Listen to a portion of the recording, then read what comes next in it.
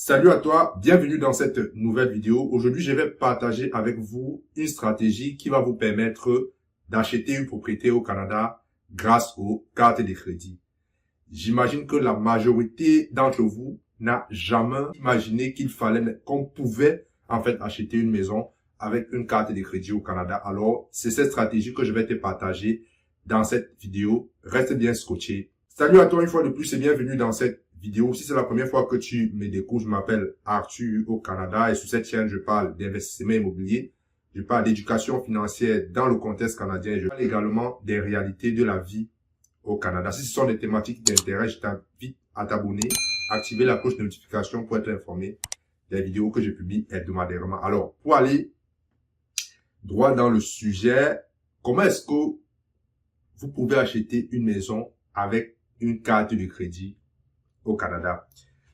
Ça, ce sont des techniques que je n'ai pas lu spécifiquement dans un livre, parce que la plupart des connaissances que moi j'ai en immobilier, j'ai acquis ces connaissances à travers des formations, à travers des mentorats, à travers des masterminds, à travers aussi des lectures, mais aussi et surtout en fréquentant sur le terrain des investisseurs plus expérimentés que moi. Et c'est en fréquentant des investisseurs plus expérimentés que moi que j'ai découvert cette stratégie que je vais partager avec vous dans cette vidéo. Je vais vous dire comment ça marche, comment est-ce que vous pouvez l'utiliser. Mais attention, j'ai fait comment on appelle ça, une grosse mise en garde.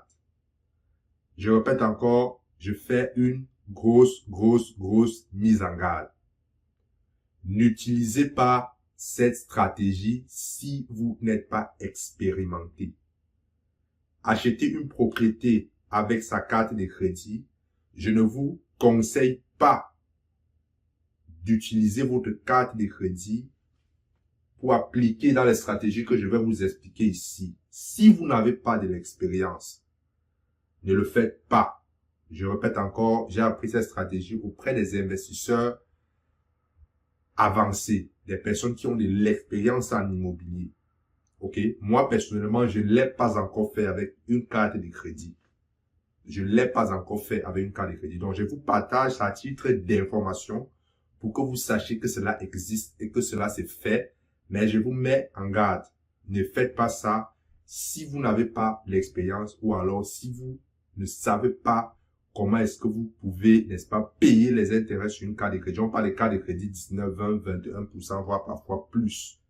Donc, une fois que je vous ai mis en garde, je vais vous donner l'information. Ok? Je vous donne l'information. Et je répète encore, je ne vous conseille pas. Très bien. Alors, je vais vous donner le principe. Le principe est simple. Le principe, on va prendre le cas, vous souhaitez acheter. On va prendre le cas, vous souhaitez acheter une propriété qui vaut, disons, 200 000 $. Ok? Vous souhaitez acheter une propriété qui vaut 200 000 $. Pour financer une propriété, il y a deux types de financement.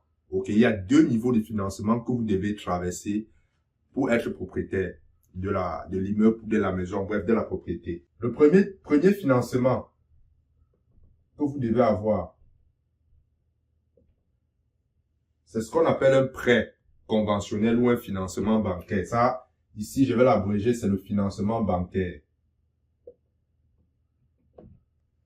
Généralement, les banques financent entre 80, parfois 75 à 95% de la valeur de la propriété. Ok?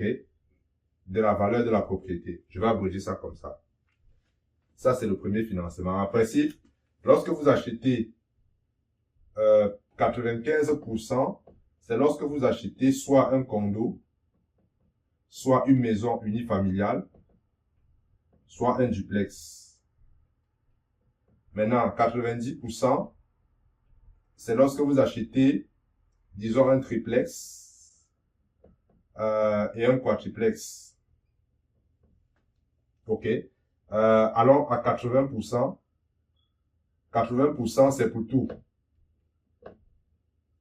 C'est-à-dire, ça peut passer pour un condo, une maison, un duplex, triplex, ça peut passer. Et 75%, généralement, c'est dans du commercial. Voilà le principe. Ça, c'est le premier ordre de financement que vous devez aller chercher pour financer une propriété de 200 000 $. Maintenant, le deuxième niveau de financement que vous devez, le deuxième financement que vous devez avoir, c'est ce qu'on appelle votre apport personnel ou mise de fonds au Canada. Au Canada, on appelle la mise de fonds. La banque veut que vous apportez également une partie du montant des 200 000 $. Pourquoi est-ce qu'elle veut ça? Elle veut savoir que vous également, vous prenez le risque dans l'achat de la propriété. C'est tout simplement pour ça que la banque peut financer une propriété à 100%, ce n'est pas un problème pour elle. Mais la banque aime que l'acheteur prenne aussi un peu de risque.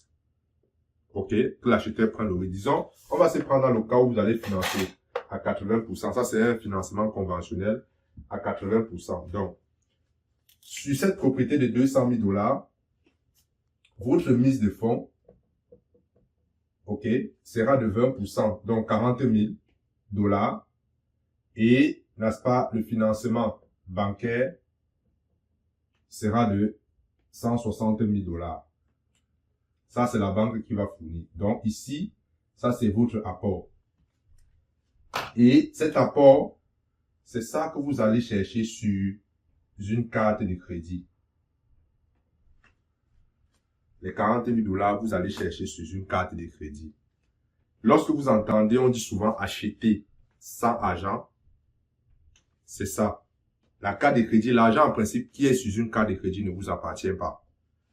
Ce n'est pas votre argent. Bien que lorsque vous utilisez, vous payez les intérêts, ce n'est pas votre argent.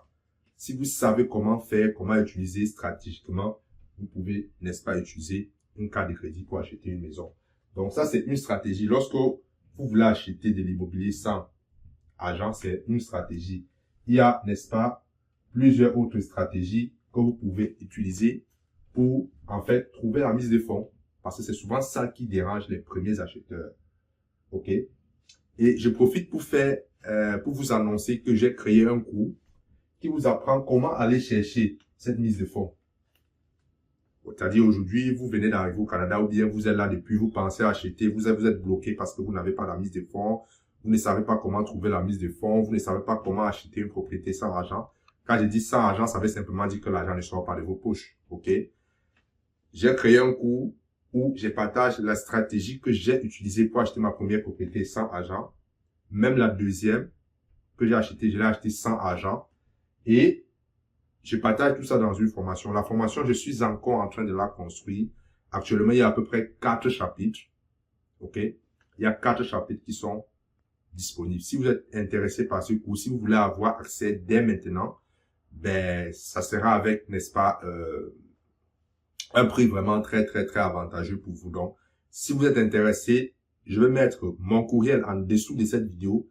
Je vais également mettre un lien en dessous de la vidéo pour que vous puissiez prendre rendez-vous avec moi pour qu'on voit comment est-ce que vous pourriez avoir accès à ce cours. C'est un cours, je vous assure, lorsque vous aurez accès à ce cours, lorsque vous aurez accès à ces informations, ben, le reste vous appartiendra. Ça sera à vous d'utiliser la stratégie que vous convient. Parce que souvent, les gens ne se lancent pas en immobilier à cause de la mise de fonds parce que ces personnes n'ont pas l'information, surtout les immigrants. Les immigrants n'ont pas l'information. Je vais vous raconter une petite histoire avant de continuer, excusez-moi. Le monsieur qui m'a, je dis un monsieur, c'était un jeune homme, ça c'était dans les années 2020, qui m'a donné l'envie d'investir en immobilier. C'était un jeune homme, à l'époque il avait 26 ans. Quand je l'ai rencontré, ici à Montréal, il avait déjà près de 180 logements à 26 ans. Il a commencé à faire l'immobilier à 18 ans. OK? Il a commencé à faire l'immobilier à 18 ans. Et étant nouvel arrivant, je me demandais toujours comment est-ce que lui faisait pour trouver la mise de fonds.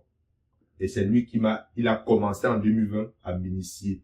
Au départ, vu que j'étais trop sceptique, je ne croyais pas au fait qu'on peut, n'est-ce pas, acheter une propriété sans argent. Je ne croyais pas. Mais en réalité, quand il me disait qu'il achète sans argent, c'est cette stratégie qu'il utilisait. Ben, moi, comme j'étais sceptique, je me disais que c'est la fraude et autres.